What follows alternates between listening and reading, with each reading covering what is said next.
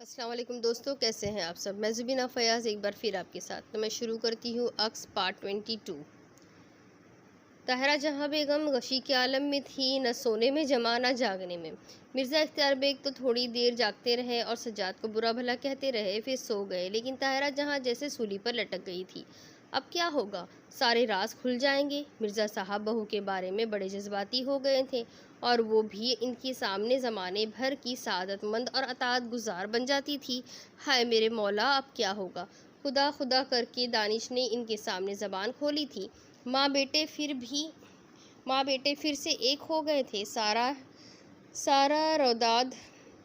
सारी रवादात सुनकर मिर्ज़ा साहब का रवैया क्या होगा। सज्जाद पर मार पड़ेगी तो सब कुछ उगल देगा, आखिर कितनी वफादारी दिखाएगा। फिर अचानक उन्हें बाबर शाह पर गुस्सा आया। वैसे तो बड़े पीर महापीर बने फिरते हैं, पकड़े गए तो भीगी बिल्ली क्यों बन गए, कबूतर बनकर उड़ क्यों ना गए। और पता नहीं किस मुए नहवस मारे को साथ लेकर आए थे। वो तो शक्ल से ही डाकू लगता है। रात गुजर गई। मिर्ज़ा इख्तियार बेग मामूल के मुताबिक जागे थे। कुछ लम्हों के लिए रात के वाक़यात इनके जहन से निकल गए थे, लेकिन फिर उन्हें सब कुछ याद आ गया और वो उछल पड़े। कोई आया तो नहीं, मेरा मतलब है नौकर वगैरह, यानी सब कुछ ठीक है। मिर्ज़ा साहब ने स्लीपर्स पहनते हुए कहा। नहीं, एक बात कहूँ, ताहिरा जहाँ ने घघियाई हुई आवाज़ में कहा। मिर्ज़ा साहब ने स्टैंड से स्लीपिंग गाउन उतार कर पहनते हुए कहा। अब क्या करेंगे आप। खुद कुछ नहीं करूँगा, मैं कानून हाथ में लेना पसंद नहीं करता। इस हरामखोर से ज़रूर पूछूंगा कि इसने क्यों ये नमक हरामी की। तीनों मरदूदों को पुलिस के हवाले कर दूंगा। जी, ताहिरा जहाँ ने थूक निगलते हुए कहा। कुछ कहते बन नहीं पड़ रही थी। कहती भी तो क्या कहती। मिर्ज़ा साहब बाहर निकल गए तो दोनों हाथों से सर पकड़कर बैठ गई। मिर्ज़ा साहब बाहर निकलकर सीधे इस कमरे में पहुंचे जहां बाबर शाह और महापाल बंद थे। बाहर चौकीदार मुस्तैद था। सब ठीक है, कोई गड़बड़ तो नहीं की उन्होंने चौकीदार से पूछा। नहीं साहब, सब ठीक है। जाओ दूसरे नौकर को बुला कर लाओ ये गन मुझे दे दो। मिर्ज़ा साहब ने चौकीदार से बंदूक लेकर अपने हाथों में संभाली। चौकीदार भागकर दूसरे नौकरों को बुला लाया। सब नौकर होशियार होकर खड़े हो गए। मिर्ज़ा साहब के इशारे पर चौकीदार ने दरवाजे का ताला खोला और फिर बंदूक तान ली। मिर्ज़ा साहब नौकरों के साथ अंदर दाखिल हुए, लेकिन अंदर कदम रखते ही इनके मुंह से हैरत भरी आवाज़ निकली। अरे ये सभी ने देख लिया कि कमरा खाली पड़ा था। दोनों डाकुओं का कोई पता नहीं था। यहाँ तक कि इन्हें जिन रस्सियों से बांधा गया था वो भी मौजूद नहीं थी। सारे नौकर और चौकीदार भी दंग रह गए थे। मिर्ज़ा साहब का चेहरा गुस्से से सुर्ख हो गया। उन्होंने खूनी नज़रों से चौकीदार को घूरते हुए कहा, कहाँ गए ये दोनों। खुदा का कसम साहब, खुदा का कसम, हमने तो रात भर पलक तक नहीं झपकाई। खुदा का कसम। क्यों झूठी कस्में खाकर खुद को गुनहगार कर रहा है तू भी इन डाकुओं के साजिश में शरीक था। ठीक है, तुम लोग होते ही ऐसे हो। सज्जाद को भी भगा दिया होगा, जाहिर सी बात है। जाओ देखो वो अपने कमरे में मौजूद है या नहीं। साहब, मेरे को गद्दार कहकर मेरे माँ बाप को गाली मत दो। मैं मुसलमान है, 5 वक्त का नमाज पढ़ता है। मैं खुदा का कसम खाकर बोलता है कि मैंने दरवाज़ा खोला है ना मैंने दरवाज़ा खोला है, ना मैं रात को सोया हूँ। मेरे को मालूम ही नहीं कि ये किस तरह हवा बनकर निकल गए। जो मुलाजिम सज्जाद को देखने गए थे उन्होंने आकर बताया कि सज्जाद कमरे में मौजूद है और उसी हालत में बंधा पड़ा हुआ है। आओ, मिर्ज़ा साहब ने कहा और मुलाजिमों के साथ इस कमरे की तरफ पहुंच गए जहां सज्जाद मौजूद था। उसका चेहरा वीरान था और वो खला में घूर रहा था। आप नहीं फरार हुए फूफा जान के साथ, मिर्ज़ा साहब ने तंज़िया लहजे में कहा। सज्जाद ने कोई जवाब नहीं दिया। वो सामने की दीवार को घूरता रहा। कौन थे वो दोनों और कैसे फरार हो गए। क्या चौकीदार भी तुम्हारे साथ मिला हुआ है। मिर्ज़ा साहब ने इस बार गुर्राई हुई आवाज़ में कहा, लेकिन सज्जाद अब भी खामोश रहा। बहुत बेशर्म इंसान है तू, ढीठ बना हुआ बैठा है। ठीक है, हम लोग पुलिस को बेदर्द और बेरहम कहते हैं, मगर वो तुम जैसे नमक हरामों के साथ सलूक ना करे तो क्या करे। दानिश को बुलाओ। दानिश खुद ही आवाज़ें सुनकर अंदर आ गया था। पुलिस को बुलाओ दानिश, यहाँ नमक हरामों की बड़ी तादाद मौजूद है। ये बताएगा कि यहाँ डाका डलवाने की साजिश में कौन कौन शरीक है। दोनों डाकू बंद कमरे से निकल गए और चौकीदार साहब कसम खाकर फरमा रहे हैं कि वो रात भर मुस्तैदी से ड्यूटी कर रहे थे और वो कमरा बाहर से बंद रहा है। मैं पुलिस को फ़ोन करता हूँ पापा, दानिश ने कहा और एक मुलाजिम से अपने कमरे से मोबाइल फ़ोन लाने के लिए कहा। सज्जाद इसी तरह फतराया हुआ बैठा था। दानिश का मोबाइल फ़ोन मुलाजिम के बजाय तज़ीन लेकर आई थी। दानिश और मिर्ज़ा इख्तियार बेग ने चौंक कर उसे देखा। तज़ीन ने एक निगाह सज्जाद पर डाली, फिर फ़ोन दानिश को दे दिया। पापा, मुझे पुलिस स्टेशन का नंबर नहीं मालूम, क्या पेट्रोलिंग स्क्वाड को फ़ोन करूं? नहीं दानिश, पुलिस को फ़ोन नहीं करना, तज़ीन ने सर्द से लहजे में बोला। फिर मिर्ज़ा इख्तियार बेग साहब की तरफ रुख करके बोली, पापा, सज्जाद को पुलिस के हवाले नहीं करना। जो हो चुका है इस पर खामोशी इख्तियार कर ली जाए। डाकू हमें कोई नुकसान नहीं पहुंचा सके, बस ठीक है। तज़ीन, इन लोगों ने मिलकर जो कुछ किया है वो बहुत ख़तरनाक था। सबसे बड़ी बात यह है कि डाकू निकल गए और ये सब। पापा, पुलिस को फ़ोन नहीं करना, सज्जाद के हाथ पांव खुलवा दे, तज़ीन ने सर्द लहजे में कहा। इसने मिर्ज़ा इख्तियार बेग की पूरी बात भी नहीं सुनी थी। मिर्ज़ा इख्तियार बेग को सिर्फ एक लम्हे के लिए तज़ीन का लहजा अजीब महसूस हुआ था, लेकिन दूसरे लम्हे ये एहसास इनके जहन से निकल गया। उन्होंने मुलाजमों को इशारा करके कहा, इसे खोल दो। सज्जाद की बंदिशें खोल दी गई थी। जाओ, तज़ीन ने सज्जाद को इशारा करके कहा। सज्जाद लड़खड़ाता हुआ कमरे से बाहर निकल आया। दानिश खामोशी से खड़ा ये सब कुछ देख रहा था। तज़ीन ने मिर्ज़ा इख्तियार बेग की तरफ देखा और मुस्कुराकर बोली, शुक्रिया पापा। फिर वो कमरे से बाहर निकल गई। दूसरी तरफ बाबर शाह और महापाल इस वक्त मंडल में बैठे हुए थे। महापाल अपनी इस रिहाइशगाह को महामंडल कहा करता था। इस वक्त सूरज निकल रहा था। महापाल के कुछ चेले मुख्तलिफ कामों में मसरूफ़ थे। अचानक महापाल बैठे बैठे हंस पड़ा और बाबर शाह चौंक कर उसे देखने लगा। क्या सोच रहे हो शाह जी? तुम्हें हंसी क्यों आई महापाल? बाबर शाह ने पूछा। इस सारे खेल पर इन्हें अब तक हमारी गुमशुदगी का पता चल गया होगा। क्या सोच रहे होंगे वो? अभी पता नहीं चला होगा महापाल, अभी तो वो लोग सो रहे होंगे। जागेंगे तो क्या सोचेंगे? वो जो भी सोचे भाड़ में जाए, हमें आगे के बारे में सोचना है। मैं अगर चाहता तो इन सब को उनके घर पर ही तिगनी का नाच नचा देता, मगर इस तरह हमारा सारा खेल खराब हो जाता।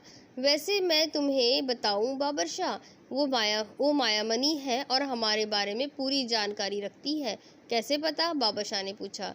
चेतावनी दी है उसने मुझे, महापाल ने गुस्सीले लहजे में कहा। तुमने देखा नहीं था जब उसका पति हम पर पिस्तौल ताने खड़ा हुआ था? वो हमें देखकर शरारत से मुस्कुरा रही थी। उसे हमारे बारे में सब कुछ पता था और उसी ने अपने पति को जगाकर हमारे बारे में बताया था। खेल ज़्यादा ही गंभीर हो गया है महापाल। मुझे भी यही लग रहा है, जैसे वो हमसे पूरी तरह वाकिफ़ हो गई है और हमारे साथ खेल खेल रही है। मैंने सोचा था कि अगर वो मायामनी है तो हम दोनों मिलकर उसे काबू में कर लेंगे। मैं अकेला भी ये काम कर सकता हूँ। तुम्हारा भोगलपन किसी काम का नहीं है। अब इस बारे में क्या कहते हो? आ गया ना मियाँगिरी पर बाबर शाह, फेंक दिया ना मेरे घर में बैठकर मुझ पर ही पत्थर। भोगलपन के ज़रिए मैंने अभी क्या किया है? हम तो बस ये देखने गए थे कि वो मायामनी है कि नहीं। दूसरों से हमें क्या लेना देना है? अगर चाहते तो मरोड़ कर फेंक देते उसको, मगर हम दुश्मनी करने तो नहीं गए थे। कड़ा वापस कर दे हमें। तूने बात ही ऐसी कर दी है। तुमने इसे देख तो लिया है महापाल, तो फिर मुआहदा ख़त्म करते हो? करना तो नहीं चाहते, मगर तेरी मर्ज़ी। तो ठीक है, ये ले अपना कड़ा। ये तो दोस्ती की निशानी थी। हाँ, एक बात ज़रूर कहेंगे तुझसे कि वो जो कोई भी है, इसका ख्याल दिल से निकाल देना। बाबर शाह ने कलाई से कड़ा उतार कर महापाल की तरफ बढ़ा दिया। झगड़ा मत कर बाबर शाह, कोई उपाय सोच। तूने ही कड़ा वापस मांगा है महापाल, बाबर शाह ने कहा। ठंडे मन से सोच बाबर शाह, हम वहाँ ये देखने गए थे कि वो मायामनी है कि नहीं। जब उसका पति पिस्तौल तान कर खड़ा हुआ था तो वो भी खड़ी हो गई और हमें देखकर मुस्कुराई थी और उसने अपनी आंखों से बात की थी। मैं अगर चाहता तो वहाँ बहुत कुछ कर सकता था, जबकि तू घबरा गया था और वहाँ से भाग पड़ा था। मगर सोच, अगर हम वहाँ जादू मंत्र शुरू कर देते तो सारे काम गड़बड़ हो जाते ना। वो भी कुछ ना कुछ ज़रूर करती और सारा काम खराब हो जाता। अब क्या करना है बाबर शाह ने पूछा। वही पुराना काम। तू भी सोच, मैं भी सोचता हूँ। हमने उसे देख लिया है। तू अपने तौर से कोशिश कर। अगर तू उसे कब्जे में कर लेता है तो इसे मेरे हवाले कर देना। बदले में मैं तुझे 3 बैर दे दूँगा। اور اگر میں نے اسے پہلے اپنے قبضے میں کر لیا تب بھی سودا وہی رہے گا، کیونکہ وہ تیری دریافت ہے۔ ٹھیک ہے، میں چلتا ہوں۔ کیسے جائے گا؟ مہاپال نے کہا۔ جواب میں بابر شاہ ہنسنے لگا۔ یہاں پر مرزا بیگ اپنے آفس میں بیٹھے ہوئے تھے۔ انہیں ایک کارڈ لا کر دیا گیا جس پر ہاشم خان بیرسٹر لکھا ہوا تھا۔ مرزا صاحب نے انہیں آفس سے بلا لیا اور بڑے خلوص سے ملے۔ کیسے مزاج ہے اختیار بیگ؟ پہچان تو لیا نا؟ کیوں شرمندہ کر رہے ہیں ہاشم بھائی؟ بس عجیب سے حالات ہو گئے ہیں، مصروفیت کے نام پر رشتے ہی ختم ہوتے جا رہے ہیں۔ ہاں ایسی ہی بات ہے۔ اب کچھ چائے وغیرہ کے بارے میں پوچھو نا کہ اس کے بعد کام کی باتیں شروع کی جائے۔ ہاشم خان نے ہنستے ہوئے کہا۔ مرزا اختیار بیگ نے فوراً چائے منگوا لی۔ چائے کے گھونٹ لیتے ہوئے ہاشم خان نے کہا، مجھے معاف کر دینا اختیار بیگ، لیکن بیٹیوں کے معاملات ایسے ہی ہوتے ہیں کہ انسان مکمل تسلی کر لینا چاہتا ہے، اور پھر اس مشکل میں کہ دانش بیگ کے ساتھ کچھ الجھنیں لپٹی ہوئی ہیں۔ کیا خود دانش دوسری شادی کرنا چاہتے ہیں؟ یا یہ صرف آپ لوگوں کی خواہش ہے؟ جی، مرزا صاحب حیرت سے بولے۔ خدا کا شکر ہے کہ میری بھی چھوٹی موٹی عزت آبرو ہے، لیکن آپ کے خاندان میں بیٹی بھیج کر مجھے دلی خوشی ہوگی۔ بس تھوڑی سی تسلی چاہتا تھا۔ مرزا صاحب چکرا کر رہ گئے تھے۔ ان کے منہ سے آواز تک نہیں نکل سکی، جبکہ ہاشم خان ان پر توجہ دیے بغیر بے تکان بول رہا تھا۔ بیگم نے جب بتایا کہ طاہرہ جہاں بیگم اپنے بیٹے دانش کی دوسری شادی کرنا چاہتی ہے اور انہوں نے ہماری بیٹی مائرہ کے لیے اپنی خواہش ظاہر کی ہے تو میں دنگ رہ گیا۔ میں نے کہا کہ وہ خاندان ہر طرح قابل اعتماد اور اعلیٰ حیثیت کا حامل ہے، اور پھر اس دور میں دوسری شادی معیوب نہیں سمجھی جاتی۔ ہم روشن خیال لوگ ہیں، لیکن پھر بھی میں نے مناسب سمجھا کہ آپ سے ملاقات کر لوں۔ کچھ ضروری تحفظات درکار ہوں گے۔ بات اب مرزا بیگ کی سمجھ میں آئی تھی۔ طاہرہ جہاں نے کوئی چکر چلایا تھا، ان کا خون کھول گیا تھا، لیکن خود کو سنبھال کر مصنوعی ہنسی کے ساتھ بولے، ہاں کچھ گھریلو الجھنیں تھیں۔ بیگم اس سلسلے میں غور کر رہی تھی۔ میری ان سے کوئی تفصیلی بات نہیں ہوئی۔ مجھے تھوڑا سا وقت دے دیجیے گا۔ آپ کو یہ اندازہ ہے کہ یہ معاملات خود خواتین ہی کے سپرد ہوتے ہیں۔ طاہرہ سے میری کوئی تفصیلی بات نہیں ہوئی، لیکن آپ تشریف لائے ہیں تو میں خصوصی طور پر ان سے بات کروں گا اور آپ سے رابطہ قائم کروں گا۔ ضرور بصر و چشم، آپ ویسے بھی کبھی تشریف لائیے، ہماری عزت افزائی ہوگی۔ میں انتظار کروں گا۔ ویسے جہاں تک میری اپنی سوچ کا تعلق ہے تو بھئی گھما کر ناک پکڑنے سے کوئی فائدہ نہیں۔ میں تو خوشی سے تیار ہوں، باقی جو فیصلہ آپ کریں۔ ہاشم خان تھوڑی دیر تک بیٹھے اور پھر اس کے بعد اجازت لے کر چلے گئے۔ مرزا اختیار بیگ بہت زیادہ جذباتی ہو گئے تھے۔ فوراً ہی اپنی جگہ سے اٹھے، ڈرائیور سے گاڑی نکالنے کے لیے کہا اور پھر چل پڑے۔ شدید غصے کے عالم میں وہ گھر پہنچے ہوئے تھے اور تیز قدموں سے طاہرہ جہاں کے کمرے کی جانب چل پڑے۔ اتفاق کی بات یہ تھی کہ اس وقت دانش اور طاہرہ جہاں سر جوڑے بیٹھے ہوئے تھے۔ مرزا اختیار بیگ کو اس طرح دیکھ کر دونوں ہی چونک پڑے۔ مرزا اختیار بیگ کا چہرہ بتا رہا تھا کہ وہ شدید غصے میں ہے۔ وہ طاہرہ جہاں کو گھورنے لگے اور پھر ایک نشست پر بیٹھ گئے اور بولے، یہ اچھا ہے دانش کہ تم بھی یہاں موجود ہو۔ طاہرہ جہاں، آپ سے ایک سوال کرنا چاہتا ہوں۔ کیا شے ہے آپ؟ ساری زندگی میں نے آپ کو عزت کی نگاہ سے دیکھا ہے، ہر طرح سے کوشش کی ہے کہ آپ کو آپ کا مقام دوں، لیکن آپ نے کبھی خود پر غور بھی کیا ہے؟ آپ اس قابل ہے کہ آپ کی وہ عزت اور مقام برقرار رکھا جائے؟ طاہرہ جہاں ہکا بکا منہ پھاڑے مرزا اختیار بیگ کو دیکھ رہی تھی۔ دانش نے البتہ نرم لہجے میں کہا، کیا ہوا پاپا، کیا بات ہے؟ اس وقت مجھے تھوڑی سی حیرت تم سے بھی ہے دانش، بلکہ میں تم سے ہی آغاز کرتا ہوں۔ مجھے ایک بات بتاؤ، تزئین میں کیا خرابی ہے، کیا کمی ہے اس کے اندر؟ شکل و صورت میں لاکھوں میں ایک ہے، فرما بردار اور وفا شعار ہے۔ مجھے بتاؤ، اس نے کسی کو کیا نقصان پہنچایا ہے؟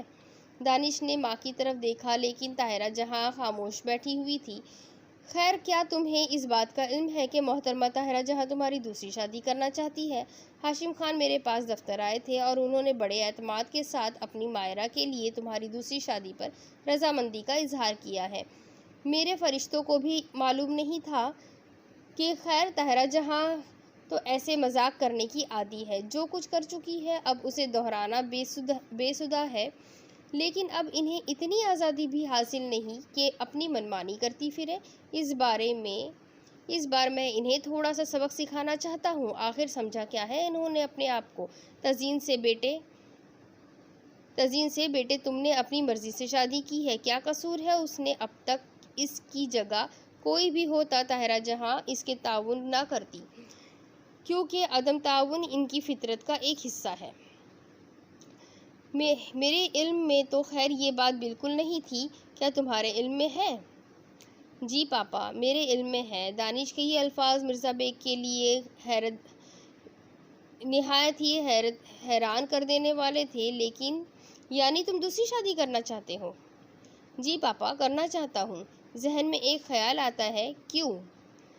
پاپا، میں جو زندگی گزارنا چاہتا ہوں اس کا مجھے مکمل اختیار ہے۔ ایسی صورت میں یہ سوال کیوں مجھے اچھا نہیں لگ رہا۔ تو طاہرہ جہاں ایک بار پھر آپ نے اپنی شیطانیت کو بھرپور طریقے سے استعمال کرنے کی صلاحیت حاصل کر لی ہے۔ پاپا، ہماری باتیں ہم تک رہنے دیں، میں خوشی سے اس کے لیے تیار ہوں، مگر میں نہیں سمجھے۔ میں یہ چاہتا ہوں کہ جو بے وقوفی تم نے کی ہے اس کا تدارک بھی تم ہی کرو۔ ہاشم خان سے بات کرو اور اسے بتاؤ کہ یہ سب کچھ غلط فہمی کی بنا پر ہوا ہے، ہمارا ایسا کوئی ارادہ نہیں ہے۔ مگر میرا ارادہ ہے پاپا۔ اگر مجھے روکیں گے تو میں آسانی سے تزین کو طلاق دے کر دوسری شادی کر لوں گا، اور اگر آپ مجھے یہاں نہیں رکھیں گے تو میں یہاں سے چلا جاؤں گا۔ خوب، گویا تمام منصوبے پہلے ہی سے تیار کر لیے گئے ہیں، اور مجھے یہ تک نہیں بتایا جائے گا کہ آخر تزین میں ایسی کیا خرابی ہے۔ جو خرابی اس میں ہے مرزا صاحب، آپ کو اس سے دور کا واسطہ بھی نہیں ہے۔ اب یہ بول پڑا ہے آپ کے سامنے تو میں بھی زبان کھول رہی ہوں۔ فیصلہ آپ کو کرنا ہوگا۔ ہم لوگ یہاں رہ کر یہ کام کریں، یہ یہاں سے جا کر؟ میرے پاس اس کا بھی پورا بندوبست ہے۔ طاہرہ جہاں کی فطرت ابھر آئی۔ مرزا اختیار بیگ بے بسی سے انہیں دیکھنے لگے، پھر انہوں نے کہا، کوئی بات نہیں، تم لوگ یہاں آرام سے رہو، سمجھے؟ جو دل چاہے کرو، میں خود ہی اس گھر سے قطع تعلق ہی لیتا ہوں، اور ہو بھی سکتا ہے کہ اگر تزین میرے ساتھ جانے پر آمادہ ہو جائے تو میں اسے یہاں سے لے جاؤں۔ ارے میرے پاس اللہ کے فضل سے کسی چیز کی کمی ہے؟ بس اللہ نے کوئی بیٹی نہیں دی تھی، وہ کمی تزین پوری کر دے گی۔ میں تو خود اس گھر نما جہنم سے چھٹکارا حاصل کرنا چاہتا تھا۔ پھر مرزا صاحب دانش کی طرف رخ کر کے بولے، دانش، اللہ تمہیں کبھی معاف نہیں کرے گا، اس بات کو یاد رکھنا۔ وہ باہر نکلنے والے تھے کہ تزین کمرے میں داخل ہوئی۔ اس کے ہونٹوں پر مسکراہٹ تھی۔ پاپا، معافی چاہتی ہوں، میں نے سب کچھ سن لیا ہے۔ کچھ کہنا چاہتی ہوں میں آپ کی بیٹی ہوں، آپ کی محبت پر مجھے فخر ہے۔ ماما اور دانش کی خواہش ہے کہ دانش کی دوسری شادی ہو جائے۔ میں خوشی سے اجازت دے رہی ہوں کہ دانش دوسری شادی کر لے۔ میرے اور دانش کے درمیان آج تک کوئی مفاہمت کا رشتہ نہیں بن سکا، یہ گھر پرسکون ہو جائے گا۔ میں بھی یہی چاہتی ہوں پاپا، میری خواہش پر آپ ان سے تعاون کریں۔ مرزا صاحب تعجب سے تزین کو دیکھ رہے تھے۔ ان کے کچھ بولنے سے پہلے تزین نے پھر کہا، آپ کو یہ کرنا ہے پاپا؟ نہیں تزین، یہ لوگ آپ کو یہ کرنا ہے پاپا۔ اس بار تزین کا لہجہ کچھ عجیب ہو گیا تھا۔ تم کہاں رہو گی تزین؟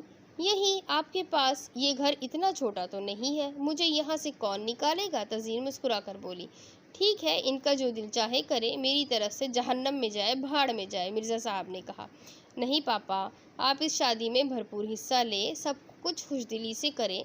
میں جو کچھ کہہ رہی ہوں، آئیے آپ سے اس موضوع پر کچھ باتیں کرنا چاہتی ہوں، تزین نے کہا، اور مرزا صاحب کے ساتھ دروازے کی طرف بڑھ گئی۔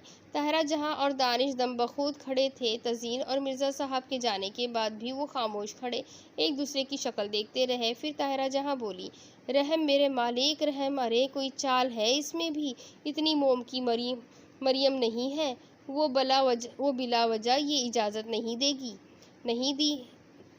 گی۔ بیگم صاحبہ نے کہا، میری خود جان نکل رہی ہے مما، دانش رندی ہوئی آواز میں بولا، مجھے اس کمبخت کا تجربہ ہے، ایسے کچھ واقعات ہو چکے ہیں۔ جب اس نے مجھے کلب میں ہوٹل میں ذلیل کرایا تھا، میری دوستوں سے مجھے دھکے دلوائے ہیں، لیکن مما میں شادی کروں گا۔ اس کے ہاتھوں لمحہ لمحہ مرنے سے تو بہتر ہے کہ ہر طرح کا خطرہ مول لیا جائے۔ میں شادی ضرور کروں گا۔ مما آپ ایک کام کریں۔ بولو میرے بچے، طاہرہ جہاں نے دلسوزی سے کہا۔ مما کیا نام ہے اس لڑکی کا؟ ہاں مائرہ، آپ اس سے میری ملاقات کرا دیں، میں اس سے کچھ باتیں کرنا چاہتا ہوں۔ میں کرا دوں گی، وہ خوشی سے تیار ہے، کسی بات پر اعتراض نہیں کریں گے۔ ہائے میرا دل کانپ رہا ہے، نہ جانے کمبخت نے کیا چال سوچی ہے۔ طاہرہ جہاں فکر مند ہو گئی۔ دوسری طرف دیدار خالہ اپنے گھر پر تھی۔ اس نے سالن کی کاپ کھولی اور ان کے حلق سے چیخ نکل گئی۔ خوش رنگ خوش ذائقہ سالن میں بڑے بڑے مکروہ شکل کے کیڑے بھرے ہوئے تھے۔ دیدار خالہ نے آسمان سر پر اٹھا لیا۔ ارے کیا ہے یہ؟ مجھ سے دشمنی کی گئی ہے۔ شازیہ میرن کہاں مر گئی؟ خدا تمہیں غارت کرے۔ ہائے میرے مولا، تیرا شکر ہے کہ دن کی روشنی تھی، میں نے دیکھ لیے، ورنہ رات ہوتی تو دیدار خالہ ابکیاں لینے لگی۔ انہیں الٹی جیسا محسوس ہو رہا تھا۔ پھر جو انہوں نے ہنگامہ کیا تو پورا گھر پریشان ہو گیا، مگر ان کی بات غلط نہیں تھی۔ سالن میں لمبے لمبے کیڑے مرے پڑے تھے، جبکہ سالن پکانے والے برتن میں کیڑے موجود نہیں تھے۔ اس کے بعد دیدار خالہ کی لاکھ خوشامدیں کی گئی، لیکن انہوں نے کچھ نہ کھایا۔ شام کو بھوک ناقابل برداشت ہو گئی تو اپنی جگہ سے اٹھی، جا کر فریج کھولا۔ فریج میں پھل رکھے ہوئے تھے۔ 2 کیلے اور 2 سیب اٹھائی، کچن سے چھری اور پلیٹ لی اور اپنے کمرے میں جا کر دروازہ اندر سے بند کر لیا۔ سب سے پہلے کیلا چھیلا، لیکن اچانک ہی ان کی نگاہ چھلے ہوئے کیلے پر پڑی۔ بھورے رنگ کا لمبا سا کیڑا کیلے سے لپٹا ہوا تھا۔ دیدار خالہ نے جلدی سے کیلا دور پھینک دیا۔ بالکل اسی طرح کا کیڑا تھا جیسا سالن میں پڑا ہوا تھا۔ سالن میں وہ جل بھن گیا تھا، لیکن کیلے سے زندہ لپٹا ہوا تھا۔ اس سے پہلے کبھی کیلے میں ایسا کوئی کیڑا شاید ہی کسی نے دیکھا ہو۔ دیدار خالہ قالین پر رینگتے ہوئے کیڑے کو دیکھنے لگی۔ پھر انہوں نے دوسرا کیلا اٹھایا، اسے چھیلا، لیکن اس سے کیڑا نہیں لپٹا ہوا تھا۔ پھر بھی انہوں نے اسے بیچ سے توڑ کر دیکھا، اور جوں ہی انہوں نے کیلا درمیان سے توڑا، کیلے کے اندر سے بھورے رنگ کے کیڑے نے سر نکال کر جھانکا، اور اس بار دیدار خالہ کے حلق سے چیخ نکل گئی۔ یہ سب کچھ سمجھ میں آنے والا نہیں تھا۔ کچھ دیر سوچتی رہی، پھر کسی خیال کے تحت سیب کو درمیان سے کاٹا۔ سیب کے درمیانی حصے میں اس طرح کے کئی کیڑے کنڈلی مارے بیٹھے ہوئے تھے۔